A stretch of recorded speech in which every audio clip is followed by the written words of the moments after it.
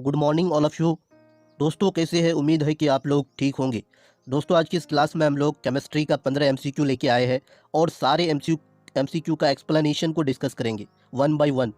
इससे पहले 2 पार्ट और बना चुके हैं। यदि आप वो 2 पार्ट्स को नहीं देखे हैं तो ज़रूर देखिए, क्योंकि हम सारे क्वेश्चन का वन बाय वन एक्सप्लेनेशन किए हैं।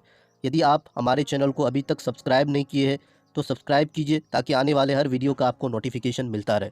तो ये क्लास जितने भी बोर्ड एग्जाम है, जितने भी कम्पिटिटिव एग्जाम है, सबके लिए बहुत ही बेनिफिशियल होने वाला है यदि आप इस क्लास को देख रहे हैं। वन बाय वन एक्सप्लेनेशन हम करेंगे हर एक क्वेश्चन का। तो सबसे पहला क्वेश्चन है, which fuel has maximum calorific value. Fuel का मतलब होता है ईंधन। किस ईंधन को जलाने के बाद सबसे ज़्यादा मात्रा में एनर्जी रिलीज होता है, यानी हीट रिलीज होता है, जो सबसे ज़्यादा एनर्जी देता है। इनमें से ऑप्शन दिया हुआ है। पहला ए नंबर है ऑप्शन है केरोसिन, बी नंबर है चारकोल, सी नंबर है वुड, डी नंबर है कावडंग। आप लोग सोचिए किसका सबसे ज़्यादा कैलोरीफिक वैल्यू होना चाहिए। कैलोरीफिक वैल्यू पे एक क्लास ऑलरेडी हम बना चुके हैं। आप यूट्यूब में इस क्लास को, कैलोरीफिक वैल्यू का क्लास को देख सकते हैं, और इन्वायरमेंट नाम से एक प्लेलिस्ट होगा, वहाँ जा के आप देख सकते हैं। तो सबसे ज़्यादा कैलोरीफिक वैल्यू होता है केरोसिन का। किसका होता है दोस्तों? केरोसिन का सबसे ज़्यादा कैलोरीफिक वैल्यू होता है। केरोसिन का कैलोरीफिक वैल्यू होता है 48 केजी, यानी किलो जूल पर ग्राम होता है। आप इसको याद कर लीजिए। उसके बाद चारकोल का अगर पूछे तो चारकोल का 33 किलो जूल पर ग्राम होता है। उसके बाद आपका वुड का होता है 17 किलो जूल पर केजी होता है कैलोरीफिक वैल्यू। उसके बाद आपका काव डंग दिया हुआ है, इसका होता है 8 किलो जूल पर ग्राम होता है। ये है काव डंग का कैलोरीफिक वैल्यू। तो कैलोरीफिक वैल्यू क्या होता है? जब किसी भी चीज़ को, कोई भी फ्यूल को जलाती है तो जलाने के बाद जो हीट रिलीज होता है, जो हीट प्रोड्यूस होता है, जो हीट लिबरेट होता है, उसे ही हम लोग कैलोरीफिक वैल्यू कहते हैं। इनमें से केरोसिन का सबसे ज़्यादा होगा। अगर which has maximum calorific value में यहाँ हाइड्रोजन होता है, तो सबसे ज़्यादा जितने भी फ्यूल हैं उनमें से सबसे ज़्यादा कैलोरीफिक वैल्यू हाइड्रोजन का होता है। हाइड्रोजन का सबसे ज़्यादा कैलोरीफिक वैल्यू होता है, यानी ये सबसे ज़्यादा मात्रा में एनर्जी और हीट प्रोड्यूस करता है, यानी इसका कैलोरीफिक वैल्यू 150 किलो जूल पर ग्राम होता है। दोस्तों इतना ज़्यादा होता है। उसके बाद आपका मीथेन का होता है। मीथेन यानी CH4 जिसको हम लोग बोलते हैं, इसका केमिकल फॉर्मूला है, और इसको मार्स गैस बोलती है, क्योंकि ये मर्सी प्लेन में, जहाँ दलदली ज़मीन होता है, जहाँ सर्वर गल जाता है कोई भी चीज़, उस जगह में मीथेन का प्रोड्यूस होता है। तो मीथेन को मार्स गैस भी कहते हैं। तो मीथेन का कैलोरीफिक वैल्यू 55 किलो जूल पर मोल होता है। उसके बाद LPG का होता है 50 किलो जूल पर ग्राम होता है। इसी तरह से हर एक फ्यूल का अलग अलग कैलोरीफिक वैल्यू होता है। डीजल का 45 होता है, केरोसिन का 48 होता है कैलोरीफिक वैल्यू। तो ये ऑप्शन ए होगा इसका, इस क्वेश्चन के अकॉर्डिंग। तो दूसरा क्वेश्चन की तरफ हम लोग प्रोसीड कर रहे हैं, बढ़ रहे हैं आगे। 32 क्वेश्चन में, the most abundant element in earth crust. Earth crust में सबसे ज़्यादा मात्रा में पाए जाने वाले एलिमेंट कौन सा है? तो अर्थ क्रस्ट में अगर सबसे ज़्यादा मात्रा में एलिमेंट पाए जाती है, वो ऑक्सीजन पाए जाते हैं। इस क्वेश्चन का आंसर होगा सी ऑप्शन। ऑक्सीजन का सबसे ज़्यादा एबंडेंट मात्रा में अर्थ क्रस्ट के अंदर, यानी ऑक्सीजन अर्थ क्रस्ट में 46.60% में पाए जाते हैं। उसके बाद आपका सिलिकन का होता है। सिलिकन का कितना होता है? 27.70% की मात्रा में। उसके बाद आपका एल्यूमिनियम का होता है। एल्यूमिनियम का होता है 8.13%। उसके बाद आपका आयरन का होता है। आयरन को Fe से रिप्रेजेंट करते हैं। आयरन का 5 होता है, 5% अर्थ क्रस्ट में। उसके बाद आपका कैल्शियम का होता है 3.63 होता है परसेंटेज। उसके बाद आपका सोडियम का होता है। सोडियम का आपका 2.83% होता है। उसके बाद आपका मैग्नीशियम का होता है। मैग्नीशियम का होता है 2.59 होता है। उसके बाद आपका पोटेशियम का होता है 2.09। उसके बाद आपका टाइटेनियम का होता है। टाइटेनियम का 0.44। उसके बाद हाइड्रोजन का होता है 0.14। ये सबसे ज़्यादा मात्रा में अगर पाए जाएंगे अर्थ क्रस्ट में, वो ऑक्सीजन। यदि यहाँ एलिमेंट होता, एलिमेंट की जगह या मेटल होता, तो आप एल्युमिनियम को टिक आउट करते, क्योंकि मेटल में सबसे ज़्यादा अर्थ क्रस्ट में एल्युमिनियम पाए जाते हैं। उसके बाद आयरन पाए जाते हैं। क्योंकि यहाँ एलिमेंट लिखा हुआ है, तो इस एलिमेंट में ऑक्सीजन सबसे ज़्यादा मात्रा में पाए जाते हैं अर्थ क्रस्ट के अंदर, ज़मीन के नीचे। उसके बाद नेक्स्ट क्वेश्चन की तरफ हम लोग आगे बढ़ रहे हैं। 33 क्वेश्चन में, in non element the maximum number is of. इनमें से कौन सा एलिमेंट पीरियोडिक टेबल में सबसे ज़्यादा मात्रा में पाए जाते हैं? तो आप लोग एक बार सोचिए और इसका आंसर अपने दिमाग में लेके आइए। इसका आंसर हो जाएगा ऑप्शन ए, मेटल्स। पूरे पीरियोडिक टेबल में सबसे ज़्यादा मेटल्स पाए जाते हैं। पूरे पीरियोडिक टेबल में 90 क्या पाए जाते हैं बच्चों? मेटल पाए जाते हैं। 75% पूरे पीरियोडिक टेबल में 75% मेटल्स पाए जाते हैं, यानी 90 मेटल्स, पूरे 90 मेटल्स है पूरे पीरियोडिक टेबल में। अगर नॉन मेटल की बात किया जाए तो नॉन मेटल किसी बुक में 22 लिखा हुआ है, किसी में 17 लिखा हुआ है। तो 17 या 22 नॉन मेटल पाए जाते हैं। मेटलाइट्स कितने होते हैं? आप लोग 17 पे भी क्लिक कर सकते हैं। यदि ऑप्शन में 22 है तो 22 नॉन मेटल पे क्लिक कर सकते हैं। तो नॉन मेटल कितना पूरे पीरियोडिक टेबल में 22 पाए जाते हैं या 17 पाए जाते हैं अकॉर्डिंग टू विधांतु। उसके बाद मेटलॉइड्स कितना है, 6 मेटलॉइड्स है। उसके बाद आपका इनर्ट गैस भी अभी 7 हो चुका है, 6 था, अभी 7 इनर्ट गैस हो चुका है, क्योंकि अभी पीरियोडिक टेबल में अब एलिमेंट इंक्रीज हो रहा है, 120 होने जा रहा है पूरे पीरियोडिक टेबल में। अभी वो ऐड नहीं हुआ है, आप लोग 118 ही क्लिक कीजिएगा फिलहाल। तो पूरे पीरियोडिक टेबल में सबसे ज़्यादा मेटल्स पाए जाते हैं। 34 क्वेश्चन की तरफ आगे बढ़ रहा है। Which one of the following is a compound, इनमें से कौन कंपाउंड है। मरकरी तो एक एलिमेंट्स है, ओजोन एक मॉलिक्यूल है, एयर एक मिक्सचर है, एमोनिया एक कंपाउंड है। एमोनिया का केमिकल फॉर्मूला होता है NH3। इसका यूज़ हम लोग फर्टिलाइजर वगैरह में करते हैं। मरकरी का सिंबल होता है Hg, ये लैटिन वर्ड हाइड्रोगायरम से आया है, इसका एटॉमिक नंबर 80 होता है। ओजोन ऑक्सीजन का 3 एटम से मिलकर बना हुआ है, O3 इसका होता है। Air mixture of different gases है, 78% में नाइट्रोजन, 21% ऑक्सीजन और 1% अदर गैस। उसके बाद 35 क्वेश्चन है, एंड एल्वे एल्वे क्या होता है। एल्वे मिक्सचर ऑफ एलिमेंट होता है। क्या होता है, मिक्सचर ऑफ एलिमेंट। कंपाउंड होता है, नो। एलोट्रोपिक फॉर्म है, नो। कार्बन का फॉर्म या किसी भी एलिमेंट का फॉर्म को एलोट्रोपिक फॉर्म कहते हैं। तो एल्वे क्या है, मिक्सचर ऑफ डिफरेंट मेटल्स। तो इसका ऑप्शन हो जाएगा सी। कितना number, C number option. Isomer क्या होता है, आइसोमर किसको बोलते हैं, इसको थोड़ा हम समझा देते हैं। जिसका केमिकल फॉर्मूला सेम हो बट स्ट्रक्चर डिफरेंट हो, स्ट्रक्चर अलग हो जाएगा। तो इसको हम पूरा डिटेयली ऑर्गेनिक केमिस्ट्री में समझाएंगे जब हम ऑर्गेनिक केमिस्ट्री पढ़ेंगे। तो एल्वे क्या होता है, डिफरेंट एलिमेंट का मिक्सचर होता है। जैसे आपका ब्रॉन्ज, जैसे आपका स्टीलनेस स्टील, ये सारे क्या है, एल्वे है। जैसे डुरालमीन, ये सारे मिक्सचर ऑफ डिफरेंट मेटल्स है। एल्वे क्या होता है, 2 मेटल्स या 3 मेटल्स का मिक्सचर होता है। 36 क्वेश्चन है, the best standard of atomic mass is. Atomic mass को नापने के लिए यानी एटॉमिक मास को मेजर करने के लिए हम लोग कार्बन 12 को लेते हैं। कार्बन 12 का मतलब है कार्बन का एटॉमिक मास यानी 12 होता है, मास नंबर 12 होता है। कोई भी एलिमेंट, मान लो ऑक्सीजन है, ऑक्सीजन का एटॉमिक मास कितना होता है, 16 होता है। तो अगर हम ऑक्सीजन का एटॉमिक मास को मेजर करना चाह रहे हैं तो कार्बन 12 की मदद से, कार्बन 12 के मदद से ही मेजर कर पाएंगे। कैसे, क्योंकि हम लोग 12 यूनिट लेते हैं, कार्बन का 12 यूनिट लेंगे ऑक्सीजन को नापने के लिए। जब हम लोग 12 यूनिट में 4 ऐड करेंगे, मान लो एक तराजू है, तराजू का मतलब एक कॉमन बैलेंस है। कॉमन बैलेंस में एक तरफ आप क्या रखे, ऑक्सीजन रखे, एक तरफ आप क्या रखे, कार्बन 12 रखे। कार्बन 12 का यूनिट रखे हम लोग, कार्बन 12 का 12 यूनिट को रखे। तो 12 यूनिट है, इधर कार्बन का एटॉमिक मास 16 होता है, इधर 12 है, तो और चाहिए कितना, 4 चाहिए, तब जाकर के 16 यूनिट होगा। हम लोग कोई भी एलिमेंट को अगर नापते हैं तो वो कार्बन 12 के एटॉमिक मास से मेजर करते हैं। जैसे 16 यूनिट ऑक्सीजन का हुआ, तो इनमें से ऑप्शन आपका ए हो जाएगा। उसके बाद 37 क्वेश्चन की तरफ बढ़ रहे हैं। 37 क्वेश्चन में, which one among the following agent is added to domestic LPG cylinder to help in the detection of gas leakage. इस पर एक शॉर्ट वीडियो हम ऑलरेडी बना चुके हैं, यदि आप शॉर्ट वीडियो को देखना चाह रहे हैं तो शॉर्ट एजुकेशनल में जाकर के आप देख सकते हैं।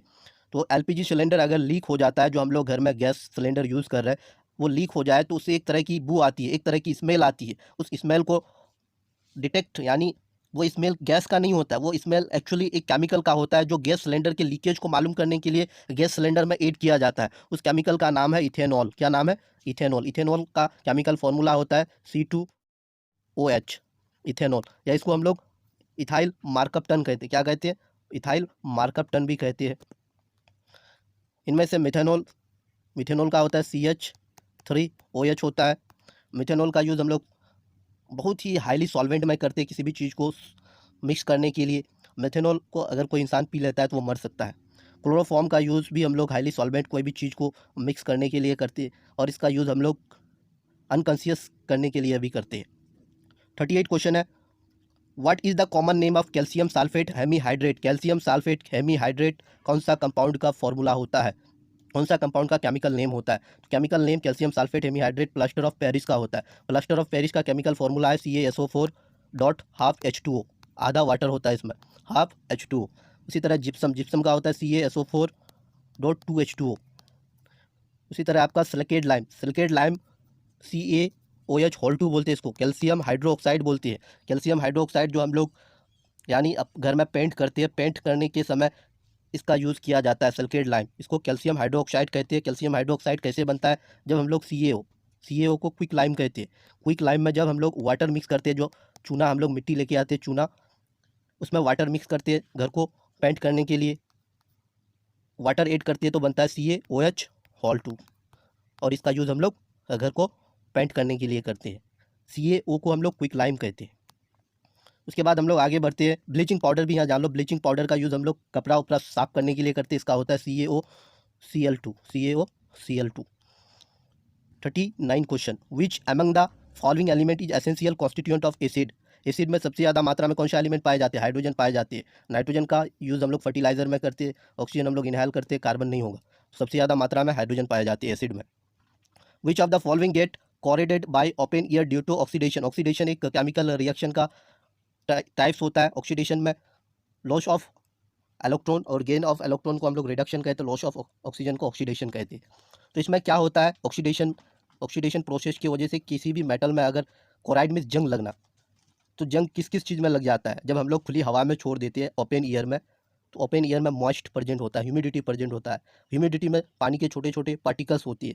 तो ये जितने भी मेटल्स है, ये सारे मेटल्स क्या रिएक्ट करके क्लोराइड होता है, जंग लग जाता है।